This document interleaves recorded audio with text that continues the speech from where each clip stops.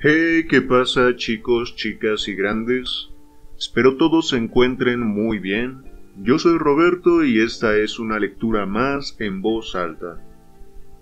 El día de hoy continuamos con las aventuras de Tom Sawyer de Mark Twain. Así que pónganse cómodos, cómodas y comencemos. Capítulo 19. Lo he hecho sin pensar. Tom llegó a su casa muy abatido, y lo primero que le dijo su tía al entrar le demostró que había llevado sus pesares a un mercado poco acogedor. Tom, te voy a arrancar la piel. Tita, ¿qué he hecho? Pues bastante. He ido a visitar a Sereny Harper como una vieja tonta, esperando hacerle creer todas las boberías de aquel sueño. Y descubro, prepárate, que has sabido por Joe que aquella noche viniste aquí y oíste toda la conversación. Tom, no sé a dónde puede llegar un muchacho que obra de este modo. Cuánto me duele pensar que has dejado que hiciera el ridículo yendo a ver a Sereny Harper sin decirme una palabra. Tom vio entonces el asunto bajo otra luz. Su agudeza de la mañana le había parecido entonces una chanza estupenda e ingeniosa. De pronto solo le parecía mezquina y vil. Agachó la cabeza y no supo qué decir durante un momento. Después exclamó: Tita, ojalá no lo hubiera hecho, pero lo he hecho sin pensar. Ay, niño, jamás piensas, solo piensas en ti. Se te ocurrió venir hasta aquí desde la isla de Jackson de noche para reírte de nuestras penas, y se te ocurrió burlarte de mí con la mentira del sueño, pero nunca has pensado en compadecerte de nosotros y en ahorrarnos tanto pesar. Tía, sé que obré mal, pero no tenía esa intención.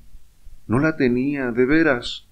Y además, aquella noche no vine aquí para reírme de usted. Pues, ¿a qué viniste? A decirle que no se preocupara por nosotros, porque no nos habíamos ahogado. Tom, sería el alma más agradecida del mundo si pudiese creer que se te ocurrió esta idea. Pero tú sabes que jamás se te ocurrió, y yo también lo sé, Tom. De veras que lo pensé, tita. Que me muera si es mentira. No mientas más, Tom, no mientas más. Solo consigues empeorar las cosas. No es mentira, tía, es la verdad. Yo no quería que usted se afligiese, por eso vine. Daría el mundo entero por creerte. Eso te redimiría de un buen número de pecados, Tom. Casi me alegraría de que hubieras escapado y obrado tan mal. Pero es una locura. Si no, ¿por qué no me advertiste? Porque empezaron a hablar de los funerales, y entonces me entusiasmó la idea de escondernos en la iglesia, y no logré decidirme a echarla a perder. Así que me guardé la corteza en el bolsillo y no dije nada. ¿Qué corteza? La corteza donde le escribí que estábamos haciendo de piratas. Ojalá la hubiera despertado entonces, cuando la besé. Ojalá. Los severos rasgos del rostro de la tía Polly se suavizaron, y una súbita ternura le iluminó los ojos. ¿Pero me besaste, Tom? Claro que sí. ¿Estás seguro, Tom? Pues claro que sí, tía, bien seguro. ¿Por qué me besaste, Tom? Porque la quiero. Y estaba usted llorando y yo sentía mucha pena. Las palabras parecían sinceras. La anciana no pudo disimular un temblor en la voz cuando dijo: Bésame otra vez, Tom. Y ahora vete a la escuela y no me fastidies más. En cuanto Tom se marchó, la tía Polly corrió al armario y sacó la chaqueta destrozada que había llevado Tom en sus piraterías. Entonces se detuvo, con la prenda en la mano, y dijo para sí: No me atrevo. Pobrecillo. Supongo que habrá mentido. Pero bendita sea su mentira, ya que tanto consuelo me da. Espero que sé que el Señor lo perdonará, porque se lo dictó su buen corazón, y no quiero descubrir que es una mentira. No quiero saberlo. Dejó a un lado la chaqueta y se quedó pensativa durante un minuto. Alargó la mano 2 veces para coger de nuevo la prenda y se refrenó 2 veces. Se aventuró otra vez y se convenció al pensar: es una mentira bien intencionada, y una mentira bien intencionada no debe causarme pesadumbre. Registró el bolsillo de la chaqueta. Un instante después leía el trozo de corteza de Tom a través de un río de lágrimas y decía: ahora perdonaría al muchacho, aunque hubiera pecado 1.000.000 de veces.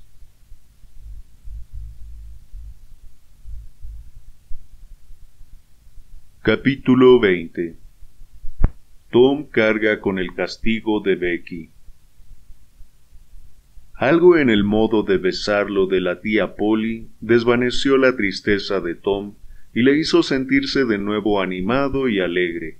Se dirigió a la escuela y tuvo la suerte de tropezarse con Becky Thatcher delante de Meadow Lane. Su ánimo determinaba siempre su manera de proceder. Sin vacilar ni un instante, corrió hacia ella y le dijo: «Hoy me he portado de un modo muy vil, Becky, y lo siento. Jamás volveré a portarme así mientras viva. Hagamos las paces, ¿quieres?» La niña se detuvo y lo miró desdeñosamente. «Le agradeceré que se ocupe de sus asuntos, señor Thomas Sawyer. No pienso dirigirle más la palabra». Sin decir ni una palabra más, prosiguió su camino. Tom se quedó tan aturdido que ni siquiera tuvo presencia de ánimo para decir: «¿Y a quién le importa esto, señorita presumida?», hasta que hubo pasado el momento oportuno, así que no dijo nada. Sin embargo, se enfureció más de la cuenta. Entró en el patio de la escuela, deseando que Becky hubiera sido un muchacho e imaginando cómo la trataría de haber sido un chico. Al cabo de poco se encontró con ella, y al cruzársela soltó una hiriente burla. Ella le contestó a gritos y la furiosa ruptura fue absoluta. Becky, en su encendido resentimiento, creía que apenas podía esperar la hora de entrar en clase, consumida por la impaciencia de ver a Tom azotado a causa del libro de lectura. Si tuvo alguna vaga intención de descubrir a Alfred Temple, la ofensiva burla de Tom la desvaneció por completo. La pobre niña no sabía cuán cerca estaba ella también de sufrir un tropiezo. El maestro, el señor Dobbins, había llegado a una edad avanzada con una ambición insatisfecha. Su mayor deseo era ser médico, pero la pobreza había decretado que no pasaría de maestro de escuela. Cada día sacaba de su pupitre un libro misterioso y se enfrascaba en su lectura mientras no se recitaba la lección. Guardaba el libro bajo llave. No había un solo chiquillo en la escuela que no se muriera de ganas de echarle una ojeada, pero la ocasión no se presentaba nunca. Cada chico y cada chica tenía su propia teoría acerca de la naturaleza de aquel libro, pero no había 2 teorías iguales, y no había manera de llegar a una idea concreta. Cuando Becky pasó junto al pupitre que se encontraba cerca de la puerta, advirtió que la llave estaba en la cerradura. Era una oportunidad única. Echó un vistazo en derredor, se encontró sola y un momento después tenía el libro entre las manos. El título que aparecía en la primera página, Anatomía, del profesor tal, no le procuró información alguna, así que comenzó a pasar las páginas. De pronto encontró una hermosa lámina de colores que representaba una figura humana en cueros. En aquel instante se proyectó una sombra sobre la página. Tom Sawyer atravesó el umbral y echó una ojeada a la lámina. Becky dio un fuerte tirón al libro para cerrarlo y tuvo la mala suerte de rasgar el grabado hasta media página. Metió el volumen en el pupitre, giró la llave y rompió a llorar avergonzada y temerosa. Tom Sawyer, eres la persona más vil del mundo, acechando a otra persona para ver qué mira. ¿Cómo iba a saber yo que estabas mirando algo? Tendrías que avergonzarte de ti mismo, Tom Sawyer. Sé que me delatarás. ¿Y qué haré entonces? ¿Qué haré? Me azotarán, y será la primera vez que me peguen en la escuela. Después, pateando con impaciencia en el suelo, dijo: Eres vil y rastrero. Yo sé que va a ocurrir algo. Espera y verás. Eres odioso, odioso. Y se marchó hecha un mar de lágrimas. Tom se quedó inmóvil, un poco aturdido por esta embestida. Al cabo de poco se dijo: Qué curiosas tontuelas son las chicas. No la han azotado nunca en la escuela. Boberías. ¿Qué es una azotaina? Bah, es propio de una chica. Piel fina y corazón de polluelo. Bueno, por supuesto que no voy a delatar a esa tontuela ante el señor Dobbins, porque existen otras maneras de vengarme menos ruines. Pero, ¿qué ocurrirá? El viejo Dobbins preguntará quién ha roto el libro. Nadie contestará. Entonces empleará el procedimiento de siempre. Preguntar primero a uno y luego a otro. Y cuando llegue a la chica culpable lo sabrá, sin que se lo diga nadie. Las caras de las muchachas se delatan siempre. No saben simular. Y recibirá la azotaina. En mal paso se ha metido Becky Thatcher, pues no hay ninguna salida.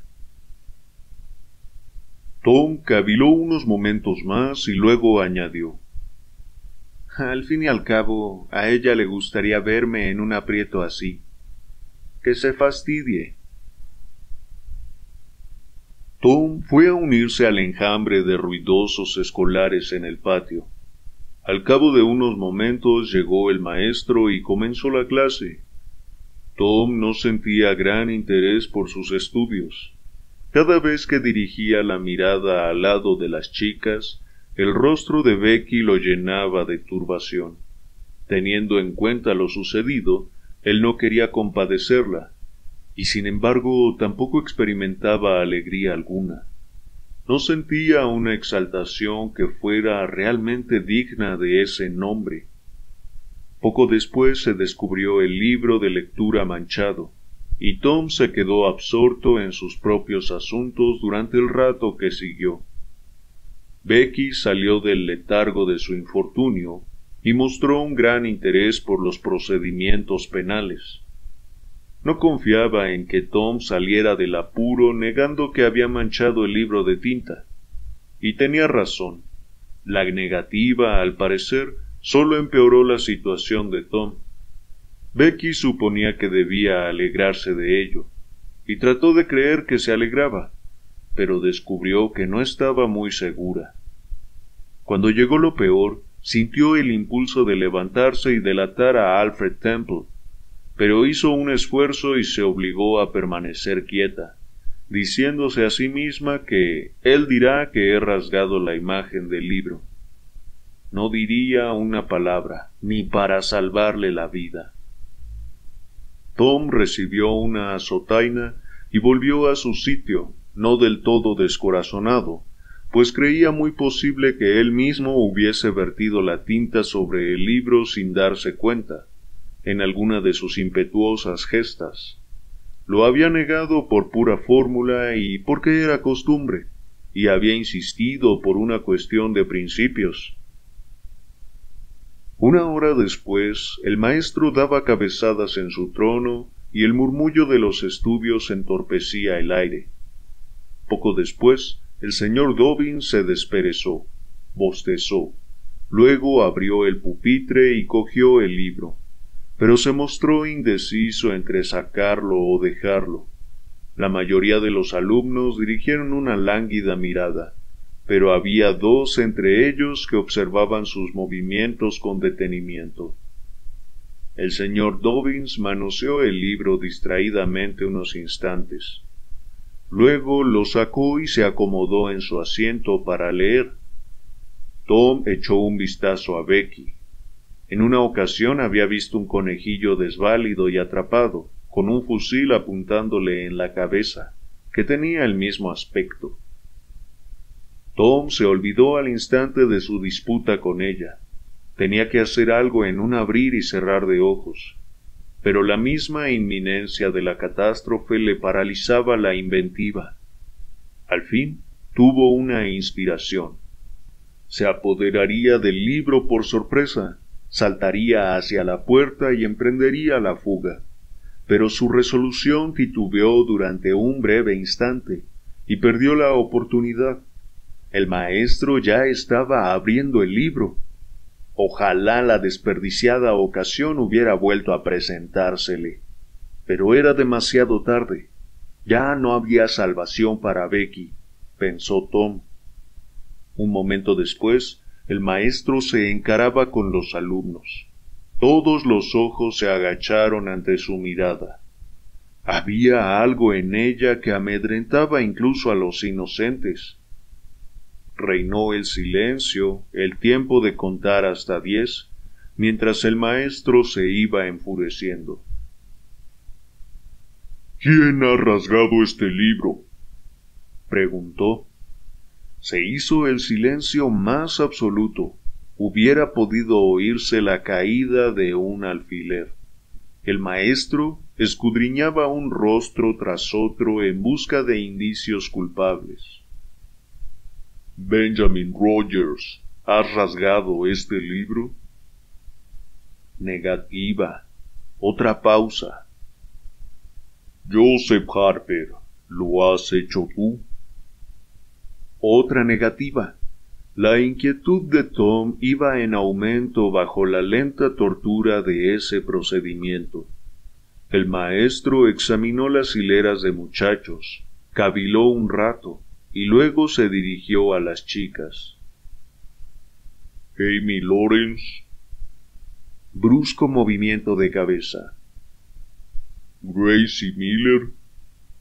Mismo gesto. —Susan Harper, ¿lo has hecho tú? Otra negativa. La siguiente muchacha era Becky Thatcher. Tom temblaba de pies a cabeza, agitado ante la desesperada situación. Rebecca Thatcher. Tom le miró el rostro. Estaba blanca de terror. ¿Has rasgado? No, mírame a la cara. Sus manitas se alzaron suplicantes. ¿Has rasgado el libro? Una idea atravesó como un rayo el cerebro de Tom. Se puso en pie de un salto y gritó. «He sido yo». Todos los alumnos se quedaron perplejos ante aquella increíble locura. Tom permaneció un instante inmóvil, concentrando sus facultades dispersas, y cuando se adelantó para recibir su castigo, la sorpresa, la gratitud, y la adoración que derramaron sobre él los ojos de la pobre Becky le parecieron la paga suficiente de 100 azotainas.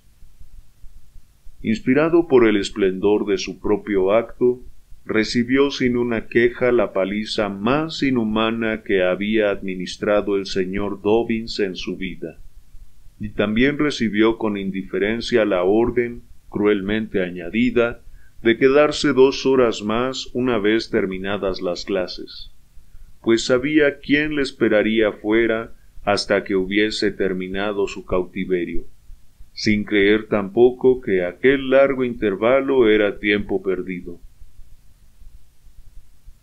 Aquella noche, Tom se acostó planeando su venganza contra Alfred Temple, ya que avergonzada y contrita, Becky se lo contó todo, sin omitir su propia traición. Pero hasta los anhelos de venganza tuvieron que dar paso enseguida a pensamientos más agradables. Y se durmió al fin, con las últimas palabras de Becky resonando dulcemente en su oído. Tom, ¿cómo has podido ser tan noble? Capítulo 21. Elocuencia y la dorada cúpula del profesor. Se aproximaban las vacaciones. El maestro de escuela, que siempre era severo, mostraba más severidad y exigencia que nunca, pues quería que los alumnos se lucieran el día de los exámenes. La vara y la palmeta estaban a la sazón raramente ociosas, por lo menos entre los escolares más pequeños.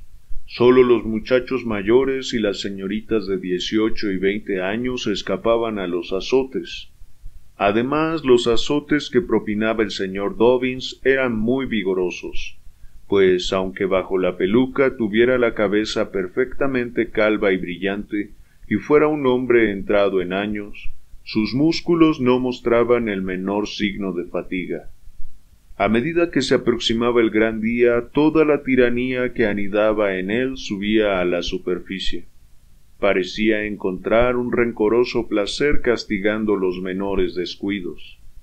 La consecuencia era que los pequeños pasaban los días sumidos en el terror y el sufrimiento, y las noches planeando venganzas. No desperdiciaban la ocasión de jugarle una mala pasada. Pero el maestro les llevaba siempre ventaja. La retribución que seguía a cada éxito vengativo era tan arrolladora y majestuosa que los muchachos se retiraban siempre del campo maltrechos y derrotados. Al final conspiraron juntos y se les ocurrió un plan que prometía una deslumbrante victoria. Enzarzaron en el complot al hijo del pintor de rótulos, le explicaron el proyecto y le pidieron que participara. Este tenía sus propias razones para aceptar, pues el maestro se hospedaba en casa de su padre y había dado al muchacho amplios motivos para odiarle. La esposa del maestro tenía que marcharse al campo unos días, de modo que nada estorbaría el plan. El maestro se preparaba siempre para las grandes ocasiones cogiendo una borrachera, y el hijo del pintor de rótulos dijo que, la tarde de los exámenes, cuando el dómine se encontrara en el estado ideal, él arreglaría la cosa, mientras dormitase en su silla. Luego lo despertaría a la hora exacta y correría hacia la escuela. Al fin llegó el día del interesante acontecimiento. A las 8 de la noche la escuela estaba muy iluminada y adornada con guirnaldas de flores y hojas. El maestro estaba entronizado en su amplio asiento sobre una alta plataforma, con la pizarra a su espalda, 3 hileras de bancos a cada lado y otras 6 hileras enfrente de él estaban ocupados por los dignatarios de la ciudad y por los familiares de los alumnos. Hileras de chiquillos aseados y vestidos hasta sentirse incómodos. Hileras de zafios muchachotes, bancos niveos de muchachas y señoritas vestidas de linón y muselina, muy conscientes de sus brazos desnudos, de las antiguas alhajas de sus abuelas, de los trocitos de cinta rosa y azul y de las flores que lucían en el cabello. El resto de la sala estaba ocupada por los alumnos que no participaban en los exámenes.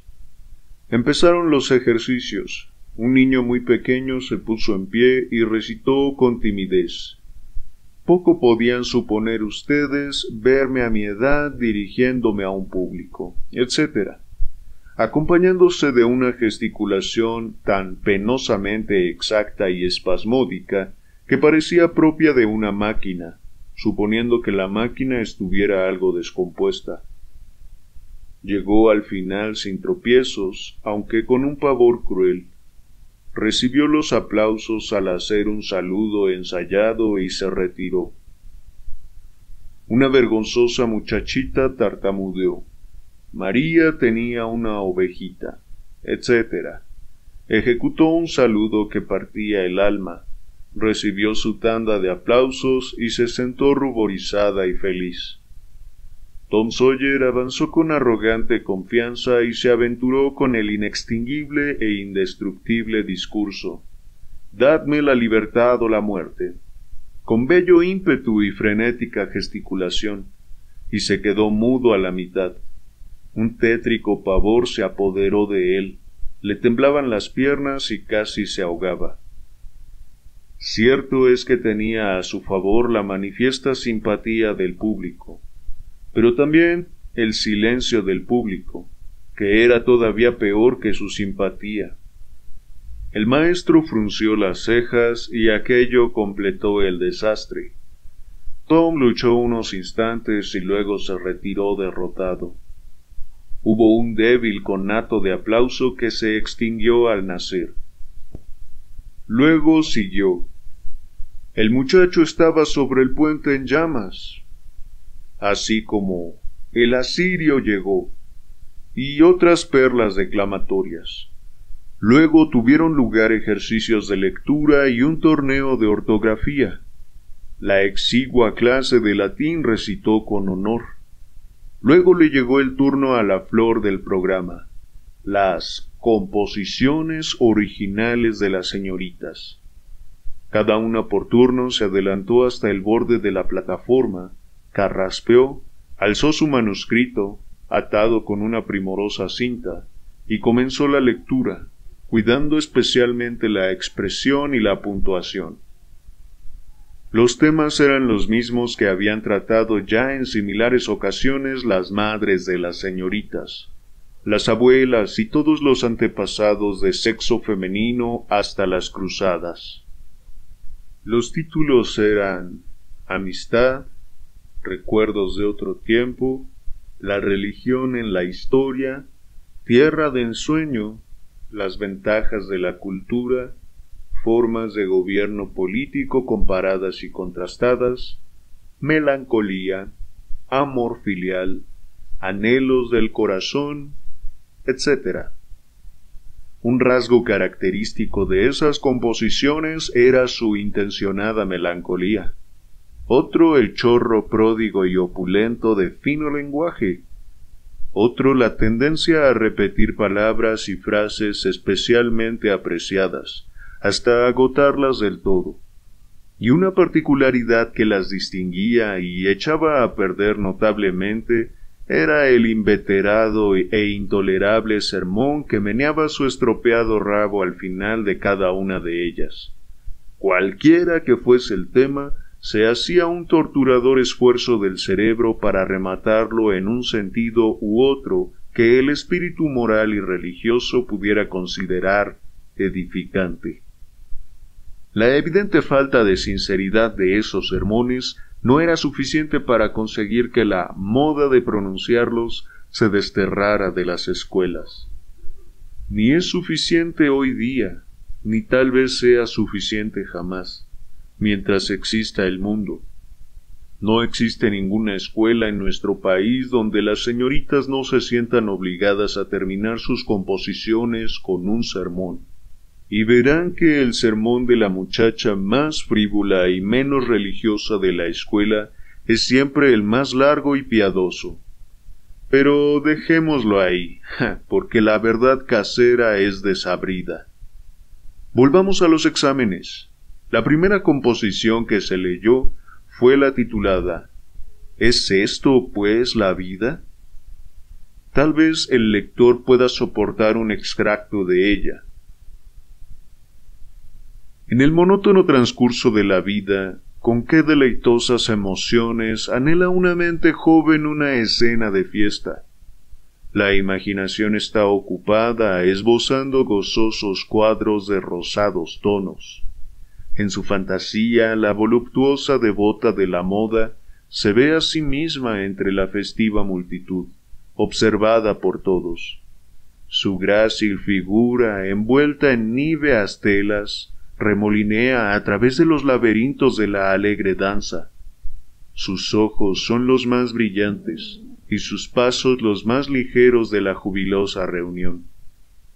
Con tales deliciosas fantasías vuela el tiempo, y llega la esperada hora de entrar en el mundo elíseo, del cual ella tiene tantos sueños brillantes. Qué mágicas le parecen las cosas a su hechizada mirada. Cada nueva escena es más encantadora que la anterior, pero no tarda en descubrir que bajo aquella hermosa apariencia todo es vanidad.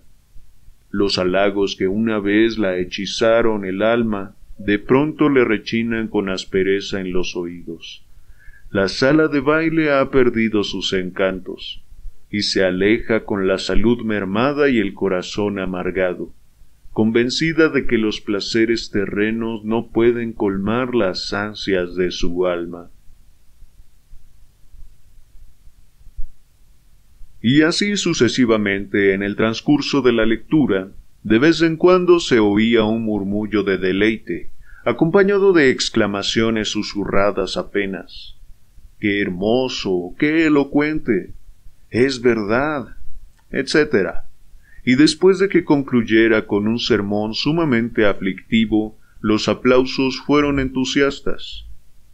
Luego se levantó una muchacha flaca y melancólica, cuyo rostro tenía la interesante palidez que causan las píldoras y la propensión a las indigestiones, y leyó un poema. Bastarán 2 estrofas. El adiós a Alabama de una muchacha de Missouri.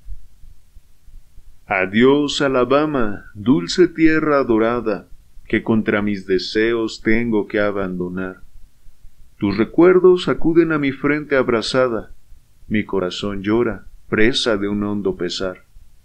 Deambulé por tus bosques de flores olorosas, y junto a la corriente de Tallapoosa leí horas y horas, y oí del Talaska las olas belicosas, y en el Coosa admiré los rayos de la aurora. El peso de mi grávido corazón no me avergüenza, ni me humillan mis lágrimas que fluyen como un mar, pues la que abandono no es una tierra extraña, ni a extranjeros libro mi pesar. Hogar acogedor, en este estado te hallas, un estado cuyos valles se alejan de mí. Mi corazón se enfría, mis ojos y mi tet, todo, porque Alabama querida, los aparto de ti. Muy pocos sabían qué significaba tet, pero con todo el poema gustó muchísimo. No sé si el autor lo diga más adelante, pero tête es cabeza en francés. Continuamos. Después apareció una señorita de tez oscura, de ojos y de cabellos negros, que guardó un impresionante momento de silencio. Asumió una actitud trágica y comenzó a leer en un tono solemne y mesurado. Una visión. Sombría y tormentosa era la noche. Alrededor del divino trono, en las alturas, no parpadeaba ni una sola estrella, pero las hondas detonaciones del pesado trueno vibraban sin cesar en el oído, mientras el terrorífico rayo se entregaba a una furiosa orgía en los nebulosos aposentos del firmamento. pareciendo desdeñar el poder ejercido sobre sus terrores por el ilustre Franklin. Hasta los vientos ruidosos vinieron unánimemente de sus místicas moradas, y bramaron a un lado y a otro, como si quisieran contribuir al horror de la escena. En aquella hora tan oscura y triste, mi espíritu suspiraba por una humana simpatía. Pero entonces, mi más querida amiga, mi consejera y guía, la alegría en mis penas, hacia mí venía. Se movía como uno de esos brillantes seres imaginados en los soleados paseos de un Edén fantástico por mentes románticas y jóvenes, cual reina de hermosura a quien sólo adornara su propia belleza trascendente. Tan leve era su paso que no hacía el menor ruido, y a no ser por la mágica impresión que producía su benigno contacto, hubiera pasado inadvertida, omisa, como otras bellezas llenas de modestia. Una rara tristeza reposaba en sus rasgos, como heladas lágrimas sobre el manto de diciembre. Al señalarme los belicosos elementos del exterior e invitarme a contemplar los dos seres que indicaba.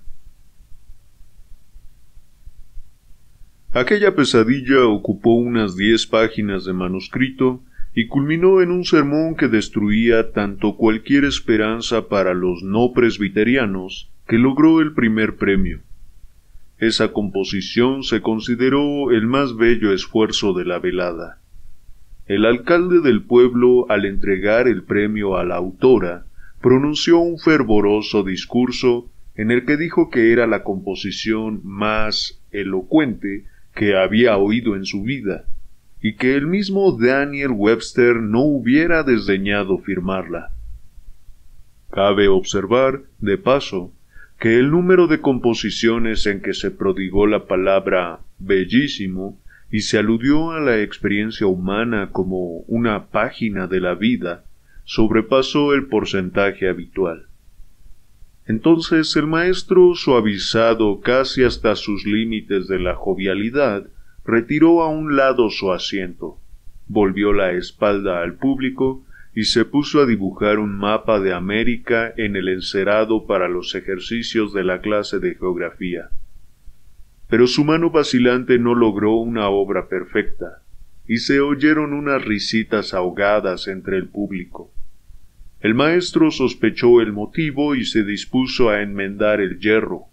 Borró las líneas y las trazó de nuevo, pero sólo consiguió desviarlas más que antes, y las risitas se volvieron más intensas.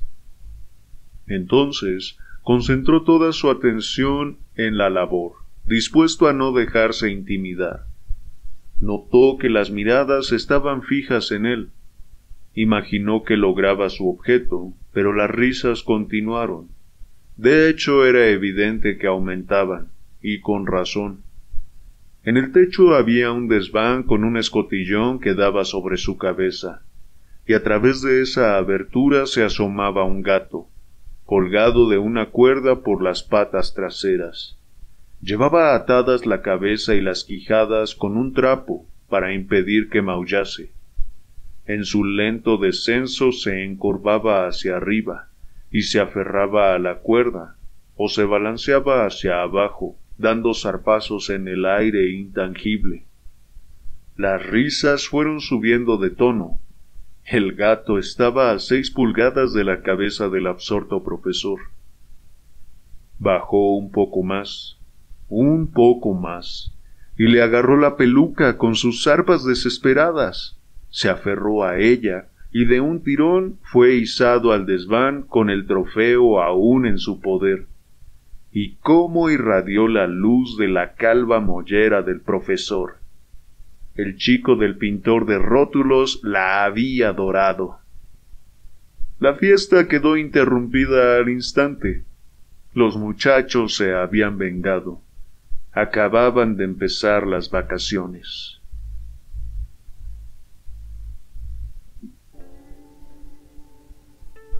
Bueno, chicos, chicas y grandes, hasta aquí vamos a dejar las lecturas del día de hoy. Esta vez leímos 3 capítulos. Espero que los hayan disfrutado de verdad. Me gustaría darles las gracias por todo el apoyo que dan al canal con sus likes, con sus suscripciones, con los comentarios que dejan. De verdad, muchas gracias. Es una recompensa muy grande para este proyecto. Así que, bueno, si quieren quedarse para algunos comentarios, hoy realmente no hay mucho que decir con esta lectura. Simplemente la historia avanza, la trama o los vínculos entre los personajes se van moviendo. Por un lado está Tom, que de repente entra como en razón, como que pone los pies sobre la tierra después de haberse elevado tanto, y se da cuenta de que sus bromas de alguna manera hirieron a otros. De hecho, el mismo capítulo se llama Lo he hecho sin pensar. Simplemente se sentía tan bien de que todos lo miraran y lo admiraran, que por lo mismo le jugó esta broma a su tía contándole este sueño, entre comillas, que en realidad era él mismo, que sí había visitado la casa, pero por hacer esa pequeña broma, o gran broma al final, había preferido no darle señas de vida a su tía Polly, lo cual a ella le afectó mucho, le dolió. Simplemente que después, al hablar de una manera más sincera, él le dice que sí, que en realidad sí había ido a verla, y que no solo era para jugarle la broma, sino que en realidad quería avisarle que no se habían ahogado, que estaban haciendo de piratas. Afortunadamente, creo yo, la tía Polly encuentra esta corteza de árbol en la que Tom había escrito este mensaje. Y también tenemos la historia con Becky. Tom se siente arrepentido después de todo lo que pasó. Estaba buscando a Becky y aún después de recibir este beso de la tía Polly, se siente aún más tranquilo, como que este narcisismo, este egocentrismo se anula y más bien entra una etapa de reparación, de recuperación de estos vínculos tan importantes. Y le pide a Becky que hagan las paces. Sin embargo, ella sigue enojada. Y después ocurre lo del libro. Becky, por asustarse, termina rasgando una de las páginas de este libro de anatomía tan misterioso del profesor. Y Tom al final termina echándose la culpa a sí mismo, por no querer que Becky sufriera no solo la humillación de ser azotada, sino también él veía que para Becky esa experiencia era algo muy impactante. Algo que probablemente le afectaría a un nivel muy profundo. Sin embargo, para Tom eso es algo más cotidiano. Ya está acostumbrado. Incluso ni siquiera se percató de que él mismo no había manchado de tinta sus apuntes. Nunca dudó de que alguien más pudiera haberlo hecho. No se le ocurrió que Temple, este compañero que había estado con Becky, hubiera sido el culpable. Es tan despistado que pensó que a lo mejor fue él mismo. Así que simplemente recibió el castigo y regresó tan tranquilo a su lugar. Sin embargo, la cosa no se iba a quedar ahí, porque como vemos, junto a otros compañeros, antes de las vacaciones, planean esta venganza contra el profesor. Vemos que hay un evento en la escuela antes de las vacaciones para presentar ciertas exhibiciones culturales. Hay poemas, canciones, danzas y demás.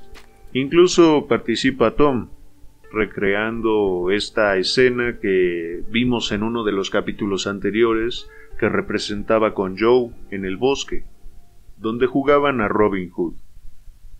Sin embargo, al final, el profesor de geografía tiene que hacer una especie de presentación. El autor ni siquiera nos especifica qué trata de hacer, simplemente que busca dibujar un mapa de América, pero no nos dice para qué. En fin, el mapa no le sale muy bien a este profesor, lo cual lo pone a corregirlo constantemente. Se siente un poco retado por las risas que escucha detrás del público, que deben ser sus alumnos y a lo mejor algunas personas más. Y después vemos bajar un gato del techo. Casual, ¿no? Pero nos damos cuenta de que esto era parte de la venganza de los chicos. El gato, colgando de esta cuerda, va bajando poco a poco, arañando el aire porque pues está atrapado. Además está amordazado, por decirlo de alguna manera, porque tiene atado una especie de pañuelo que le impide maullar. Si no, el profesor se alertaría y a lo mejor se movería del lugar. Sin embargo, la venganza sale exitosamente. Me parece muy creativa y divertida, no sé ustedes. Y lo que termina haciendo este gatito es llevarse la peluca del profesor, dejándolo aún más en ridículo, después de que ya lo estaba un poco por no poder dibujar ese mapa. En realidad creo que estos capítulos son muy relajantes, son muy divertidos, no incluyen quizás cosas importantes de la trama, pero que vienen muy bien para relajarse, muy bien después de todo lo que hemos presenciado en el libro. Hemos presenciado un asesinato, Tom quedó impactado, hemos presenciado diferentes regaños, diferentes impactos para Tom que a él lo pusieron muy triste, que lo hicieron sentirse rechazado, segregado de los demás. Por lo mismo decidió irse de pirata. El pueblo reflexiona un poco sobre su actitud con estos chicos, tanto con Tom como con Joe y un poco con Hawk también, aunque en realidad a Hawk no lo toman tanto en cuenta porque al parecer no hay nadie que se preocupe por él. Pero bueno, después de estos acontecimientos tan importantes en las aventuras de Tom, creo que este tipo de capítulos nos viene bien. En fin chicos, hasta aquí voy a dejar estos comentarios. Hoy en realidad no siento que haya mucho que reflexionar, emocionalmente, psicológicamente hablando. Me parece que de alguna forma ya lo dije en esta especie de resumen. Quizás lo que resaltaría o en lo que pondría un poco de énfasis sería en esta actitud de Tom, en la que él se sentía pues muy agrandado de repente, pero al ver que pues ese agrandamiento, ese elevarse por sobre los demás, al final llevó a lastimar a algunas personas, como a su tía Polly, como a Becky. Después se arrepiente, pero no es como que ignore lo que pasó, sino que busca hacer las paces, busca ser sincero con su tía, lo cual creo que es muy valioso y que muchas veces algunas personas no se permiten hacer. El orgullo a veces es muy grande, pero afortunadamente Tom pudo sincerarse tanto consigo mismo como con la tía Polly y con Becky, que son de las personas más importantes para él. En fin chicos, ahora sí vamos a dejar hasta aquí los comentarios. Espero que hayan disfrutado el video. Si fue así, pues dejen un comentario acá abajo, pongan un like, suscríbanse, recomienden este canal a sus amigos, amigas, a sus padres, a sus tíos, y se los agradecería mucho, la verdad. Yo soy Roberto y ha sido un placer leerles el día de hoy. Nos vemos.